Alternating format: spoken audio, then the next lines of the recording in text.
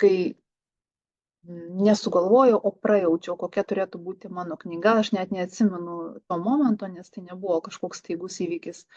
Man tiesiog beldėsi ta knyga, kad tai turėtų būti ne kažkokios sausos žinios, kad aš sausai paaiškinsiu, vat, kaip reikia daryti, kaip medituoti ir taip toliau, kokie visatos įstatymai ir panašiai.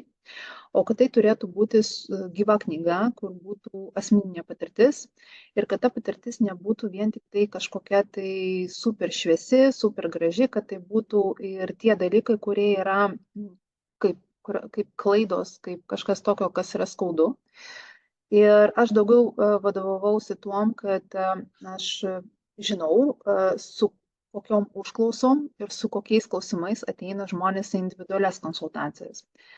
Ir į kolektyvinės praktikas, bet kai yra individualias konsultacijas, žmogus labiau atsiskleidžia ir man neužduoda konsultacijų metu žmonės tokių klausimų, ten, pavyzdžiui, Dieve mano, susijungiau su savo aukščiausiųjų aš, negaliu atsijungti ir visą laiką nirvanoje. Ne, žmonės ateina su žemiškais klausimais, jie ateina su klausimais, kad nesuturiu su bendradarbiu, arba ten, tarkim, man nemokama pakankamai, arba mano viršininkas manęs nevertina, arba mano vyras kažkaip elgesi ne taip, arba kažką tai turiu, kažkokių ten minčių savo galvoje, tai yra elementarūs žemiški klausimai, kurias sprendžia visi. Ir mes, aišku, kai einam į kokį seminarą ar konsultaciją, mes tikimės, kad tas, kuris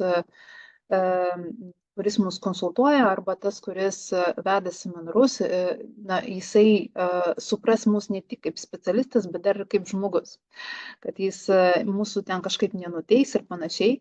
Ir tu nenuteisti gali tada, kada tu pats supranti, kad tu nesi tobulas ir pats esi praėjęs kai kurios dalykus. Specialistas neprivalo praeiti to paties, ko jūs, kad jis jūs galėtų suprasti.